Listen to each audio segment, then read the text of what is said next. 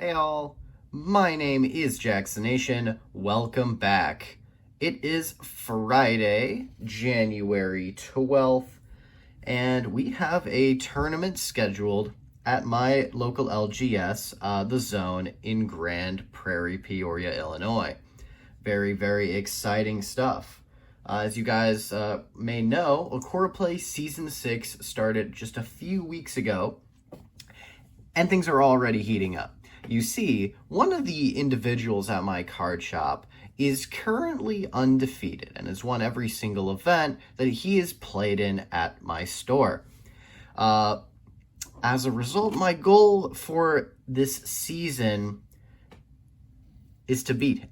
So in this video, I have a little deck I concocted, a little Akora Hane from Eternal Echoes, a little deck profile. This is the deck we're going to be using today to try and dethrone the greatest alchemist in the state of Illinois. But I also just wanted to kind of go over the physical Akora experience, probably get some gameplay in. I'll probably get one of my matches recorded at the card shop. And I'll also go over our prize payout situation. Akora Play Season 6 has introduced a lot of new things. We, of course, have our new multi-attribute Akora that we are competing for in the season rankings, being Fen. Fen is looking phenomenal. I don't think I will be legible for the first place promo, probably not even the second, just because of the amount of events that they are able to hold over in sets, collectibles over in Georgia. So I'm just kind of having to do the best I can at the weekly event, the single weekly event that my store is hosting. Currently, as of now, a Discord user, Hazel Mazaz, is third in the season. Keep that in mind. We have to, he's getting too much alchemy essence. We also then have myself in 8th right now, which isn't terrible. There's only 16 alchemists that have played in events this season. So I just need to keep getting earning Alchemist Essence, and I will still maintain a spot in the running. Now, how do you gain Alchemist Essence? Well, basically every event that I will play in, or even you will play in, for the next roughly 3 months, every match you play, every game you win, and every single first place, second place, and third place placement you achieve during this period will give you a varying number of points, and that will be accumulated to rank you based on how well you did at the end of the season. Now, I'm probably looking at the Fen promo has special a full art version for first, an extended art for second, and I believe just a regular holo for third, and then just a basic version of Fen for top 16. Still phenomenal card, still very, very hoping to get my hands on one of those. But for events this season, we have the Eternal Echoes loot box. Now, these contain 27 loot rarity packs, 27 epic rarity packs, and 3 legendary packs. The legendary packs are going to have your first place promos with the first place stamp. All these packs contain 1 card. Epic rarity packs are going to be holographic with a little stamp that says Eternal Echoes epic, rarity on the side, and similar to loot, except loot are all non-holo cards. But it's all exclusive artworks that you can only get from participating at events at your local game store. So this, if you are interested in getting a loot box for yourself, you'll be able to reach out. You can access that through the official website as well as the Akora Discord. But plenty of good prizes. Basically, this will supply you, give you tournament prize payout for the entire 3 months of Season 6. And I believe this is just is replacing the loot box idea is replacing tournament kits. So I feel in the future, Akora team will probably make new loot boxes for the next competitive season, for Season 7, 8, and so on. Now, the cool thing is the also with these loot boxes, you're getting 3 of these legendary mats, and I have a picture I can put up on the screen for it. They're beautiful. They feature Seraph Zera and a little legendary mark at the bottom right. Beautiful playmats. And so next week, I have my store's first legendary tournament.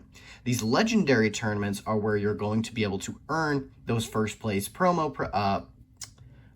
legendary packs, as well as these playmats. Now, your store will be able to host 3 of these events, typically 1 per month, and that is what my store is doing. So it's very, very exciting, and I will definitely cover that in a future video, because you better believe I have my eye on the prize. But let's get straight into it. How am I hoping to dethrone Discord user Hazel Mazaz? Well, you see, Divine has a very, very specific game plan, especially Hazel Mazaz. His strategy revolves around getting his Battle Zone, Crystal Citadel on the board in combination with Divine Altar and Divine Blade. These 2 cards allow you to, basically, the Divine player to lock the opponent out of Eternities and activating the effects of their armaments. This is detrimental for just about every single strategy, except fire. The fire attribute has a lot of destruction effects in the form of flashes or in the Battle Zone Abyss lands, meaning you can get rid of those cards if they're actually really giving you a problem, on top of accelerating shards very quickly and generally just dealing a lot of damage for not that much buildup.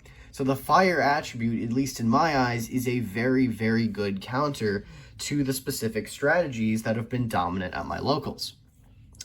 I'll start off with the Akora line.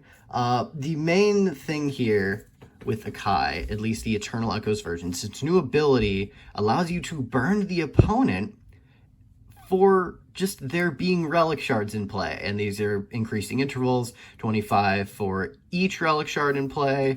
You move on to Akihiko, start turn dealing 50 burn damage to the opponent's Alchemy Essence for each relic shard you have in play, and 25 for each relic shard the opponent has in play.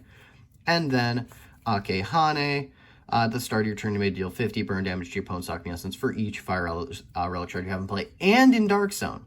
So if you're using a strategy revolving around, Relentless Eruption, that's going to be a pretty painful combination for the opponent to have to deal with. Now let's get into our main alchemy deck here. In this list, I am running 16 fire relic shards. This is very, very important because I'm running a lot of effects, Dragon Armor, Flame Eternal, as well as Relentless Eruption, in order to make use of fire relic shards. So you need to have a lot. And that's what I'm playing there. I also have thrown in just about every single holographic one I think I own. So it's I'm blinging it out. So that's a very, very neat.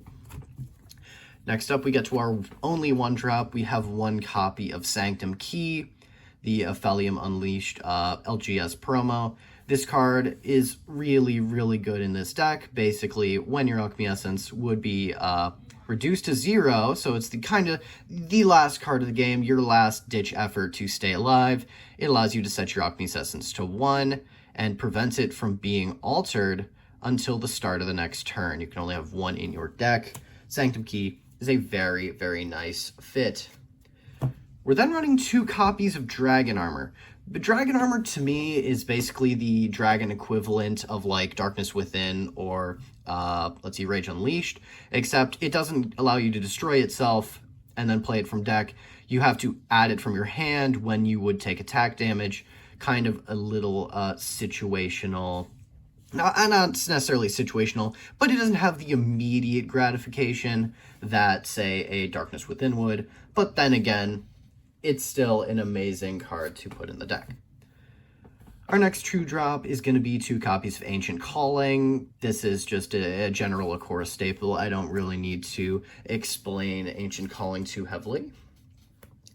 From there, we have 2 copies of Bottled Lava. This allows you to discard a fire attribute card from your hand and add 1 Fire Attribute Battle Zone card from your Alchemy deck to your hand. This can serve 2 purposes. 1, if you just really need your Battle Zone, but 2, it's a way to get Hot Sauce into the Dark Zone in order to get its constant 100 burn damage per turn ability going.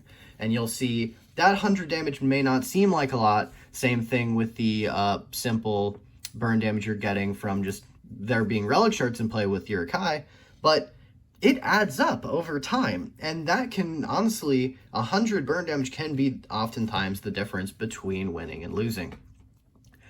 Next, any deck is not complete without its Battle Zone. Today we are running 3 copies of Abyssland. No real need to explain further. Once per turn, you may destroy 2 of your Fire Relic Shards to destroy 1 of your opponent's Alchemy cards, and that is kind of the ability we are banking off of today. We also are running 3 copies of Anti-Alchemy, because if the opponent could play the game, are we really having fun? The answer is no. The ideal game of Akora is one where the opponent plays as little Akora as possible, and that is the ultimate dream all alchemists share. At least the control players in us, the control player gremlin in my heart thinks that way anyways. We also are running 3 copies of Flame Eternal. This deck really hates it when attack gets through. The opponent is not going to be touching your Alchemy Essence for quite a few turns at the beginning of the game. This also allows you to, like I said, add a Relic Shard to your hand up after activation, making it very, very good to continually add Relic Shards to your hand, even after you're spending them for some of your abilities like Anti-Alchemy and Abysslands. Next, we have a possible alternative win condition that the Fire Attribute can achieve with Explosion. This is one of few cards that can actually destroy an opponent's Akora, and if they're using something like Dark, it can put them in a really, really iffy situation, because, I mean, if they have no stage 1s left and you destroy their Akora, well, that is game. So Explosion, also another way to get rid of any pesky armaments that are attached to your Akora, and even just set them back a few turns before, in case they have to re-relic up back to a stage they were previously at. So it is an amazing, amazing disruption card.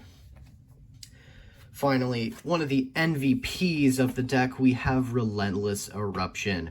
Your Akora gains 25 attack power for each Fire Relic Shard in your Dark Zone, and once during your turn, you may send up to 2 Fire Relic Shards from your Alchemy deck to Dark Zone, and your Akora gains 200 attack power for each Fire Relic Shard sent to the Dark Zone by this card's effect until the end of the turn. You can only have 1 Relentless Eruption active at one time. A Fire Attribute staple, seeing play in a lot of decks. Our last card is Hot Sauce. It is an armament, just giving us a measly 200 attack power, but as I stated earlier, it has that secondary ability to, at the start of each turn, not just the opponent's, each turn, if this card is in the Dark Zone, deal 100 damage to your opponent's Alchemy Essence. And the other thing is, if you're somehow able to get multiple copies of this card in the Dark Zone, that effect will stack. A little well-known fact, not very well-known fact there. But yeah, I'm fairly confident this deck has done very well in playtesting, especially in some practice games against Hazel Mazaz. But he does kind of know what to expect. We will have to wait and see. I know the dream is to meet him in the finals again today. I definitely want to get my hands on that one epic pack we have up for grabs for first place, and generally want to get more Alchemy Essence so that I can keep rising through the season rankings. Hopefully get my hands on a Fen. But yeah, I will, I think that's all for now. I will do a fancy editing, do a little cut, and I will meet you back probably for some gameplay over at the Zone. Either that, or you'll be watching me distribute the prize packs for today's event and watch us crack into it. Be able to get a little first look at some possibly never seen before packs or cards from these loot boxes, because not every single card has been revealed. We've only seen a few from what's been shown in the sneak peeks in the Discord, so it'd be an exciting time. Maybe get some rarity bumps for any decks I'm building. Yeah, wish me luck.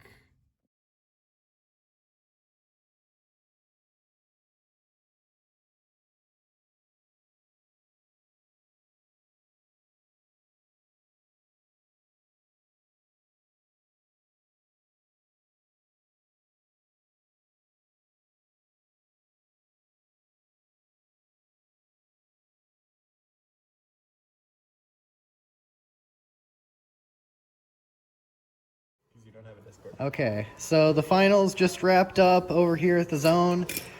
In the finals, we had Hazel Mazaz versus me. And I came out on top. First place, we got ourselves our epic rarity pack.